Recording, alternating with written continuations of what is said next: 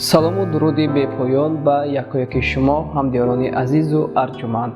Рӯзи Билл Гейтс яъне ки сарватмандтарин марди олам ба як ошхона медарояд ва хӯроки нисфирӯзӣ тановул мекунад ва пас аз тановул ба пешхизмате ки ба ӯ хизмат расонида буд $5 тӯҳфа мекунад. Пешхизмат дар тааҷҷуб мешавад ва вақте ки Билл Гейтс инро мушоҳида мекунад тааҷҷубро пурсон мешавад аз ӯ.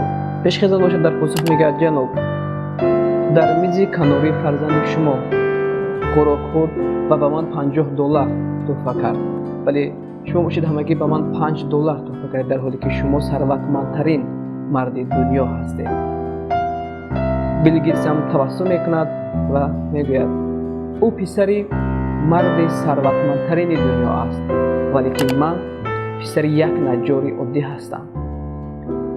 мақсад аз ин чи аст? Яъне ки он сарват, он дороӣ ки мо бо талошу заҳматҳои хеш ба даст меорем, ба қадраш бештар мерасем. Дар харҷ кардани он сарфакорона амал мекунем ва он чизе ки мо барои он заҳмат накашидаем ё он чизе ки барои мо муфт ба даст омадааст, фикр ҳам намекунем ки онро ба куҷо сарф карда истодем. Падаре ҳам ба фарзанди худ ҳамеша таъкид мекард, ҳамеша фарзанди худро ҳамин гуна насиҳат мекард ки писари азизам, агар ту вақт ва сарвататро хуб ва сарфакорона истифода барӣ, пас дар иҷрои дигар корҳо ҳамеша муваффақ хоҳӣ шуд.